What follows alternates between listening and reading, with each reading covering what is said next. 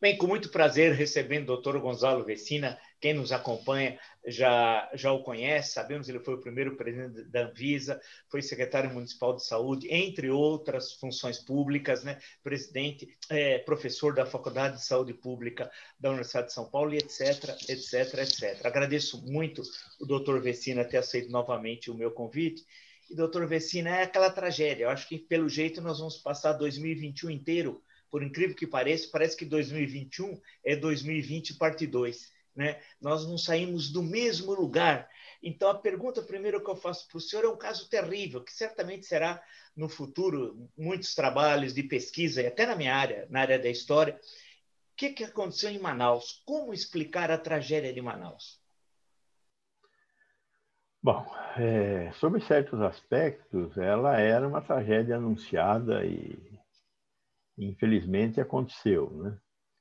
Durante a primeira fase da pandemia, no ano passado, Manaus passou de enterrar algo em torno de 35 pessoas para enterrar, no pico daquela ocasião, 165 pessoas em um único dia.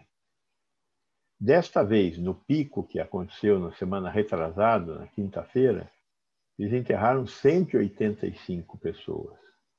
Então, o desastre sanitário foi muito maior e muito mais considerável. O que aconteceu? Bom, apareceu essa nova cepa que tem uma capacidade de transmissão muito maior.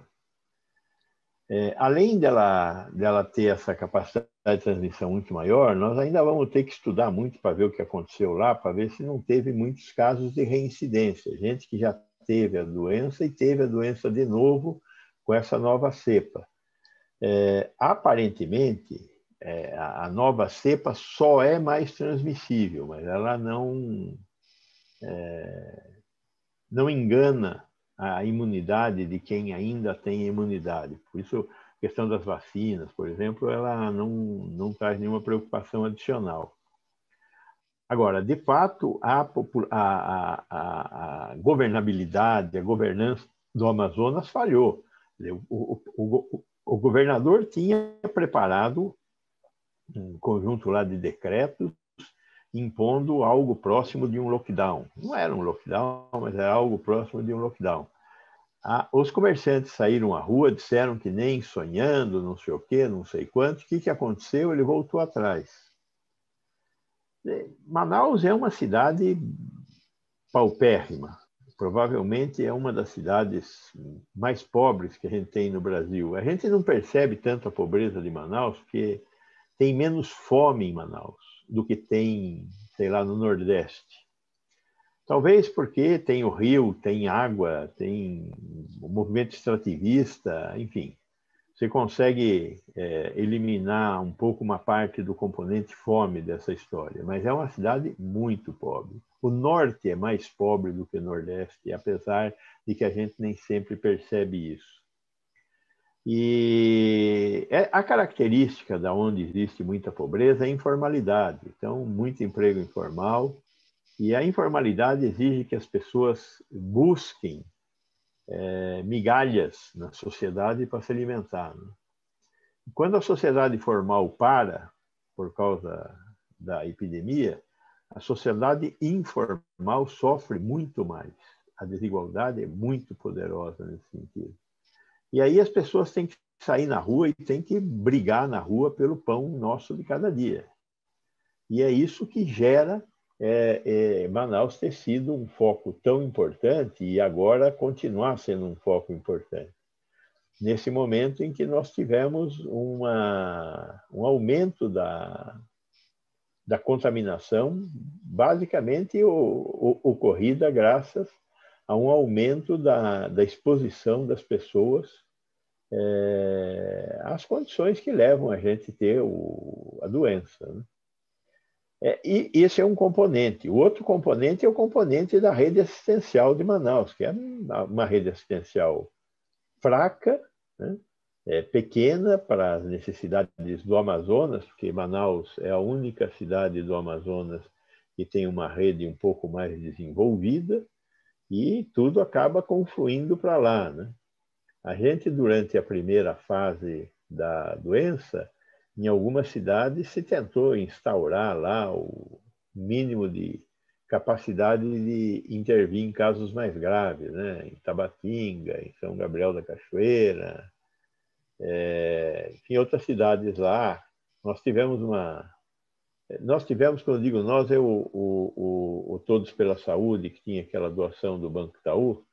Então, nós fizemos uma importante doação para a Fundação de Saúde do Amazonas, para conseguir, inclusive, barcos, porque a condição de transporte naquela região é muito complicada, né?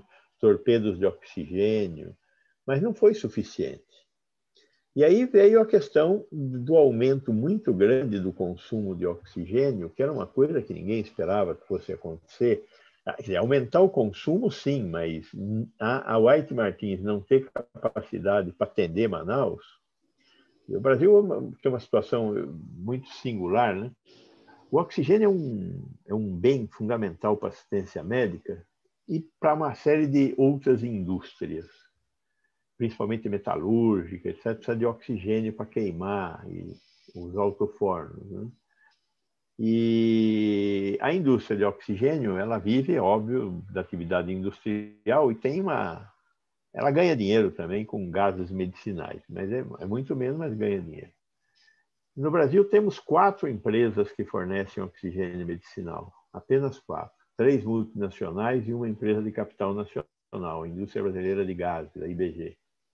Foi criada na década de 90 por um executivo que saiu de uma empresa na época sueca, a AGA, que agora foi incorporada pelas outras empresas. Esse jogo é um jogo que não é jogado só no Brasil, é um jogo que é jogado no mundo inteiro. Então, no mundo inteiro, a gente tem um quase cartel nessa área do fornecimento de gases medicinais em geral. O grande problema é que Manaus tem uma das empresas, que é a White Martins, e não tem as outras, né? Só tem uma. Por que só tem uma? Eu não sei, né? Teve um momento, aí na década de 80, que eu me lembro que eu era presidente da Comissão de Julgamento de Licitações do HC, que as empresas, as 4 grandes entravam no HC, a IBG não estava, mas eram 4 ainda assim, elas entravam e empatavam na segunda casa depois da vírgula no valor do metro cúbico de oxigênio medicinal. E aí tinha que dividir o fornecimento por cada uma delas. Até que um belo dia o Ministério Público se revoltou com isso e as empresas tiveram que competir para ganhar. Eu não sei se elas competem para ganhar ou se elas acertam quem vai ganhar, mas o fato é que isso deixou de existir no HC. Mas o oxigênio continua sendo um item muito caro, é o item isoladamente mais caro da assistência médica num hospital. Ganha de antibiótico, ganha de carne, ganha de qualquer coisa, né? Mas em Manaus só tem uma. E ela não conseguiu dar conta do recado. Provavelmente devem ter outras empresas de oxigênio industrial que entraram no meio dessa... Aquele volume de torpedos andando para cima e para baixo, e a White Martins dizendo que não tinha oxigênio, em algum lugar aqueles torpedos estavam sendo cheios. Mas, enfim, esta é uma história que fica para ser explicada depois, ser entendida e receber as sanções que devem ser recebidas, porque muita gente morreu por falta de oxigênio. E aí entra também a questão do Ministério. 8 dias antes disso acontecer, a Força Nacional de Saúde já escreveu dizendo que sabia que isso ia acontecer. Ora, se eu sou um membro do governo federal e sei que vai faltar oxigênio num lugar que não tem como chegar ao oxigênio, que é uma ilha, como é o caso de Manaus, o que eu vou fazer? Está na cara, vou fazer uma ponte aérea. Já que eu não consigo pôr um tanque estacionário de oxigênio dentro de um avião, porque os nossos aviões não conseguem transportar isso, o maior avião brasileiro, que é o KC-390, aliás, que é o feito lá pela Embraer, diz que nessa semana da falta de oxigênio estava em manobras nos Estados Unidos, manobras militares, né? E os outros aviões, os Hércules C-130, que são quadrimotores, uma parte dele estava no solo por falta de manutenção. Ela não podia participar da ponte aérea. Mas não se tomou nenhuma providência. Assim, olha, TAM, Azul, Gol, enche os porões aí de torpedo de oxigênio e leva para lá. Torpedo de oxigênio, o negócio tem que ser transportado com cuidado, porque é gás combulente, né? Então precisa tomar cuidado no transporte. Mas não foi feito isso. Se permitiu que acabassem os estoques de oxigênio da cidade e que pessoas que estavam necessitando de oxigênio morressem. Este é um crime que tem que ser apurado. Por que não se instalou uma ponte aérea de qualquer capital? Porque na maioria das capitais brasileiras nós temos plantas produtivas de oxigênio. Teria condição até de ser de Belém, né? Neste momento está acontecendo coisa semelhante no Pará, mas não em Belém, em cidades do interior. Santarém, sei lá qual. Está tendo problema de oxigênio também em algumas cidades ali no Pará. Quer dizer, é uma crônica de uma morte anunciada essa. Todos sabiam que isso ia acontecer. Agora, as providências não foram tomadas. E a consequência foi mortes com um sofrimento muito maior, desnecessário. Espero que, de alguma forma, o Ministério Público, enfim, tome alguma providência em relação aos governantes, tanto Manaus, prefeito e governador, quanto em Brasília, né, o doutor General Pazuello. Deixa eu perguntar uma questão para o senhor, doutor Vecina. A pandemia, ela vai percorrer pelo andar da carruagem aqui no Brasil todo o ano 2021? E a vacinação?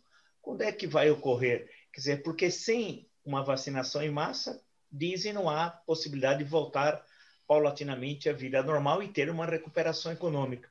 Como é que nós ficamos em relação a essa questão? Vai ser o ano inteiro? Vai chegar 2022? Afinal, já estamos em fevereiro, né?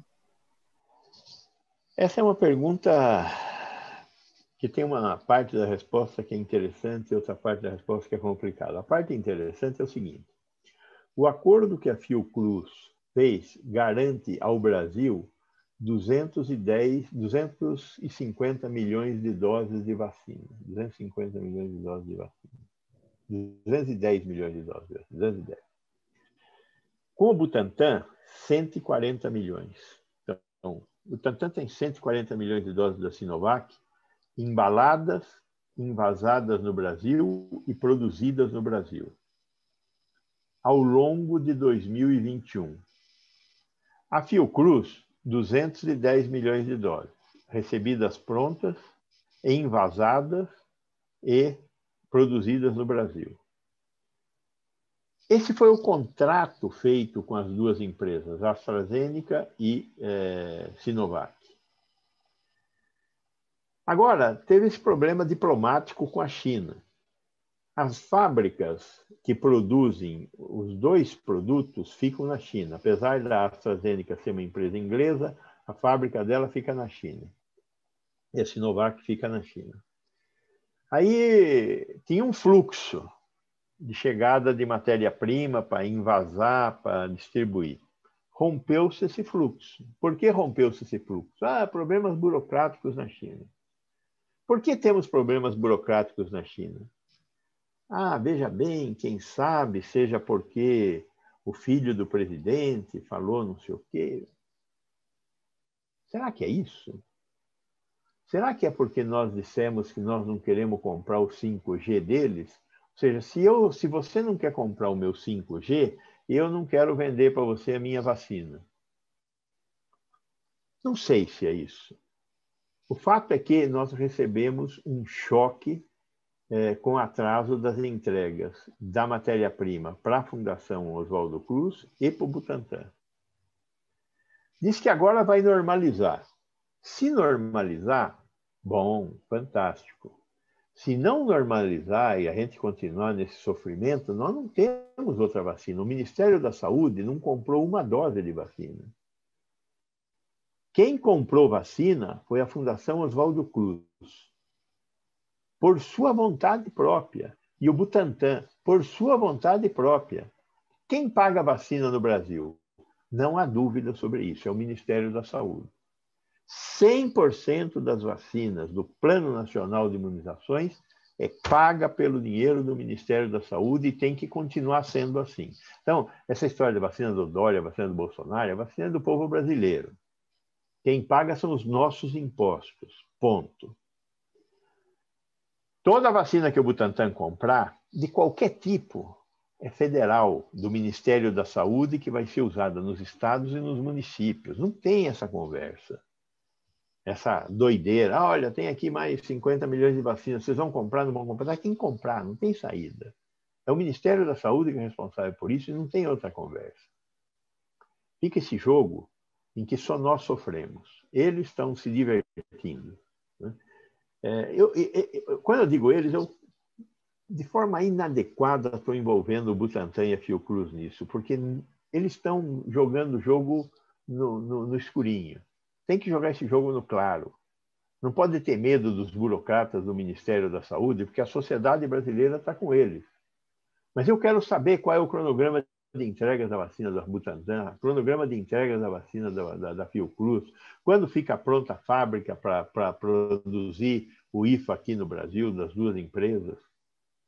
A sociedade tem que acompanhar isso, porque isso diz respeito à nossa saúde, e eles têm que transformar isso num negócio absolutamente público, que a gente saiba onde buscar os culpados que certamente existirão nos atrasos que nós vamos ter na entrega dessas vacinas durante o ano de 2022, de 2021 inteiro.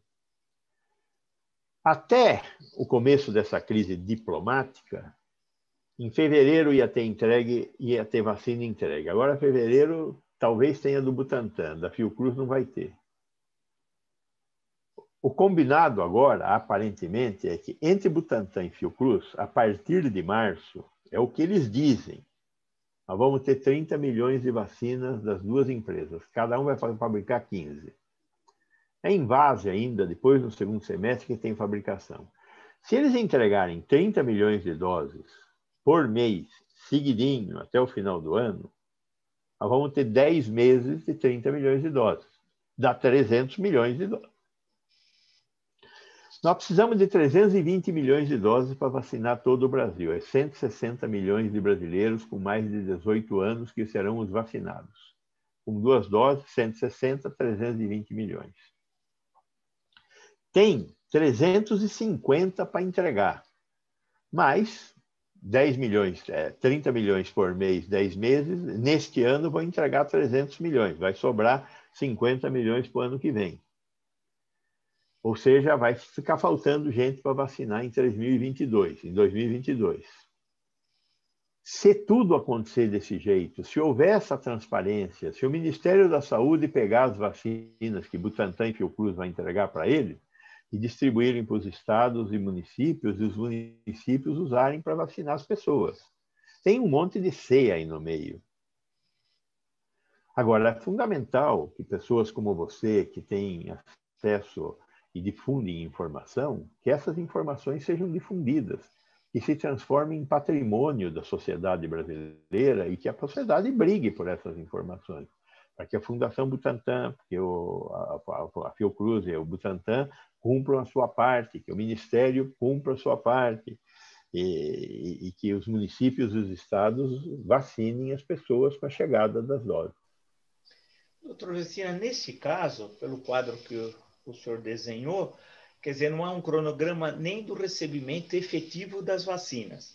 Quanto mais o passo seguinte, que é a vacinação, que precisa, para chegar ao passo seguinte, de uma organização, de um planejamento, que nós temos um know-how disso, afinal, o Brasil tem uma grande experiência, mas é necessário construir esse know-how para daí chegar na Maria, no José, no Paulo, no Pedro, a vacina. E pelo que o senhor está dizendo aí, isso vai ser coisa para o segundo semestre e para um número inadequado ainda no total de brasileiros. Então, nós vamos adentrar 2022, né? Aparentemente, nós vamos adentrar. Eu ainda queria ter certeza das entregas que vão ocorrer no primeiro semestre. É bom também mencionar aí que hoje tivemos uma pequena surpresa que não era esperada, né? Até 2018, o Ministério da Saúde tinha uma organização própria para fazer a logística da distribuição de vacinas. Em 2018 foi aberta uma licitação e foi contratada uma empresa privada para fazer a distribuição da vacina. Essa empresa, Coisas do Brasil, né? É constituída por ex-funcionários do Ministério da Saúde que faziam a logística da distribuição da vacina. Veja, eu não sei se tem ou se não tem. Eu espero que não tenha, que não seja coisa da dupla porta. Que o Ministério acabou resolvendo terceirizar essa coisa, que não é uma coisa fundamental. A logística é caminhão para cá, ônibus para lá, é levar para lá e para cá, né? Quem não tem que licitar faz isso mais rápido, eu entendo isso. Licitou, contratou uma empresa e a empresa funcionou bem em 2019 e 2020. Está tendo problemas agora. Por que está tendo problemas? Não sei, mas está tendo. Eu estou procurando saber, estou tentando aprender com as pessoas. Mas já é artigo de jornal, Folha de São Paulo publicou hoje uma matéria longa sobre essa questão da logística aí. É lógico que a logística é um detalhe, mas é um detalhe um pouquinho importante no caso de você pegar, como vai ser o caso aqui, 320 milhões de doses de vacina, pega em 2 pontos do Brasil, em Manguinhos e no Butantã, manda para um conjunto de armazéns federais, esse conjunto de armazéns federais vai mandar para um conjunto de armazéns estaduais, e dos armazéns estaduais vão para os municípios. 38 mil pontos no Brasil inteiro. Então, não é uma questão de só menos uma logística desse porte. E tudo isso feito em temperatura de refrigeração, né? Entre 2 e 8 graus. Então, bom, está acontecendo alguma coisa aí. Né? No inferno brasileiro temos mais esse pedacinho aqui dando errado neste governo. Vamos ver o que é. Mas o governo precisa prestar contas para nós. Né? Então, as suas preocupações vão se transformar em... É porque nesse cenário sombrio, e não é terrorismo, nada, é a realidade, né? Tem que falar sobre a realidade. Nesse cenário sombrio, como explicar a questão da volta às aulas? Bem, aí eu tenho uma outra questão para colocar, veja. Sim. Nós ficamos 1 ano sem aulas. Nós vamos ficar mais 1 ano sem aulas? Você já sabe, eu já sei. O bicho vai andar o ano inteiro. Nós vamos ter contaminação e casos o ano inteiro. Então, se a condição para dar aula é não ter vírus, não tem. Então, vamos passar 2 anos sem aulas, correndo o risco de ser 3, dependendo de como vão estar as coisas em 2022, que é o ano eleitoral. A pergunta que eu não faço para os professores, eu não acho que seja correto perguntar para eles, eu faço para a sociedade. A sociedade acha legal ficar 2 anos sem aula, as crianças? As escolas privadas estão funcionando e vão funcionar. O que não funciona são as escolas públicas. O dono de uma escola privada pode dialogar com seus professores e provavelmente dialogará com os pais e alunos. Agora, a escola pública dialogará com quem? Eu acho o seguinte. Primeiro, não podemos ficar mais 1 ano sem aula. Segundo, não podemos tomar uma decisão para todas as escolas. Não dá para tomar uma decisão para todas as escolas. Abre tudo, fecha tudo, abre tudo, fecha... Não. Acho que temos que pedir para que cada escola, através da sua associação de pais e mestres, que eu não sei nem se existe mais isso, no meu tempo existia. Nas escolas privadas eu sei que ainda existe. que eu já frequentei, por causa dos meus filhos e agora netos, esse tipo de reunião. É uma reunião complicada, mas é um momento da escola prestar conta para os pais e os pais pedirem coisas para os professores. Acho que um dos grandes problemas da escola brasileira é não ter tanta participação da sociedade na gestão da escola. Fica tudo no departamento de saúde escolar, departamento de não sei o quê da escola, e é o secretário, é o prefeito, mas não fica claro quem é quem. Então está na hora de ficar claro quem é quem. E aí é escola, escola. Escola, escola, vão fazer o seguinte. Quem vem na escola? Primeiro, não pode ir mais do que 1/3 dos alunos. Só pode ter aula em sala que tem janela. Tem que ter ar. Escola que não tem ar não pode funcionar mesmo. Aí, o máximo que pode acontecer é aula ao ar livre, se for possível.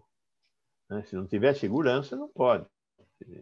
Tem que ser um lugar que tenha segurança para as crianças. Criança você não controla com coleira. Então, tem que ser escola minimamente segura do ponto de vista da transmissão do vírus. Parte da população presente só. Aluno que mora com velho não deve ir na escola. Professor que mora com velho não deve dar aula. Professor velho não deve dar aula. Os outros trabalhadores da educação, porteiro, merendeiro, velho, não deve dar aula. O restante é uma discussão em aberto. Vamos discutir esse negócio. Eu acho que os professores abaixo de 50 anos que não tenham comorbidades deveriam aceitar um rodízio de permanência nas escolas. Temos que sentar com os sindicatos e negociar isso. Se não há diálogo, bom, então não vai haver diálogo. Vamos para a greve, para o pau, etc. Mas eu acho que deveria haver diálogo. Pais que queiram manter suas crianças em casa, mantenham suas crianças em casa. As crianças correm um risco muito pequeno. Então, eu só vejo o problema nas crianças que moram com idosos e que não tem como separar o idoso. Eu acho que nós tínhamos que fazer essa aventura, Vila. Porque eu acho que é muito ruim ficar um ano a mais sem aula, principalmente para as crianças que estão na escola pública, que são as pobres, que é quem vão sofrer as consequências dessa pandemia aqui. Eu vejo isso dessa maneira. Não é uma maneira simplista de ver. Eu reconheço que é muito difícil, mas... Eu acho que a gente está numa situação que cada vez se avolumam mais os problemas, né? Porque como não houve planejamento lá atrás, né? Agora os problemas são cada vez maiores, né? Mais difíceis de serem enfrentados, né? Inclusive, quando se falou em março, quando teve o primeiro óbito, eu lembro que o deputado Osmar Terra, não custa relembrar, a gente tem que falar isso, que ele disse que o ápice da pandemia seria o dia 8 de abril. Eu gravei o dia 8, porque eu morei em Santo André, era pequeno, é o dia da fundação de Santo André, que é mais velha que São Paulo, em 1553. E 8 de abril, e seria em torno de 2.000, 2.500 óbitos, o máximo. Poxa vida, já estamos com 225 mil. E nessa retomada, que eu não imaginava que fosse tão violenta, dezembro, apesar que os especialistas, o senhor tinha alertado e tantos outros, olha, o Natal e o Réveillon vai cobrar um preço. Vai cobrar um preço, e o preço está vindo. Desse jeito, nós vamos passar um mês de fevereiro sombrio também, tudo indica, né? Já estamos com 225 mil óbitos.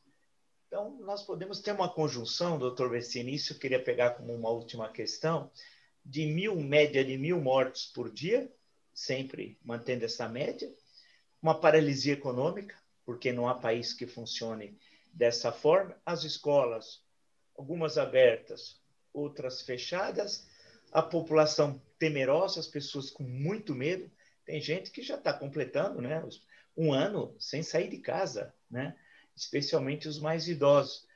Então, vai ser o caos. É um cenário, e sem que o Ministério da Saúde se pronuncie, porque o ministro da Saúde foi para o exílio interno. Parece a antiga União Soviética, que tem a Sibéria, o governo Bolsonaro tem Manaus. Então, ele foi para o exílio interno, sumiu dos holofotes, né?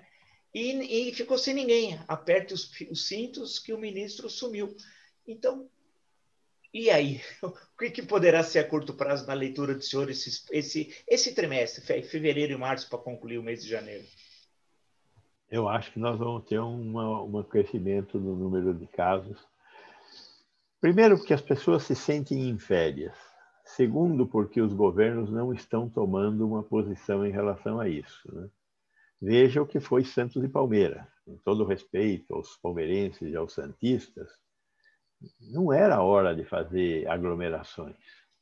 Todas essas aglomerações, elas terão consequência. Permitir que tivesse plateia no Maracanã, eu acho que foi uma indecência sanitária.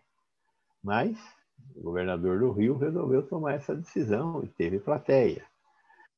A CBF resolveu tomar essa decisão e teve plateia. E teve muita gente nas ruas, né?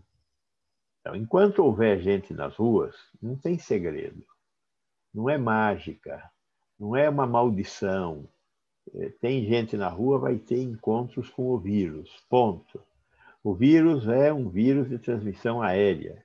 A colocação das mãos é importante? É também, mas a principal forma é aérea. Então, vamos ter, sim, muitos problemas durante este mês e o próximo mês. Os desse mês, muito em função desse clima de férias, né? Ainda bem que cancelaram os feriados do Carnaval. E, com certeza, se tiver feriado no Carnaval, vai todo mundo emendar segunda-feira em Santos. E vamos ter gente na praia. Eu acho que está na hora da gente emitir alguns sinais para a sociedade. Inclusive, olha, eu acho que tem algumas atividades que poderiam ser retomadas com muito cuidado, para que as pessoas sentissem que está havendo algum tipo de abertura. Mas os comerciantes têm que se comprometer com espaços abertos, com circulação de ar, com limitação de pessoas dentro. Controle de temperatura é uma bobagem, mas, enfim, só para servir de exemplo, porque o futuro imediato é muito ruim, né? E temos que conseguir fazer com que Fiocruz e Butantan assumam compromissos de distribuir essas vacinas e a gente passe a vacinar mais, que a partir de março a gente consiga pelo menos vacinar 30 milhões de pessoas por mês. Não tem muito mais do que falar além disso, Guilherme. Então, é aquela história, não é ser pessimista, mas é ser realista. A situação é sombria, gravíssima, muito mais grave do que imaginávamos o ano passado do que nós estamos passando hoje, né?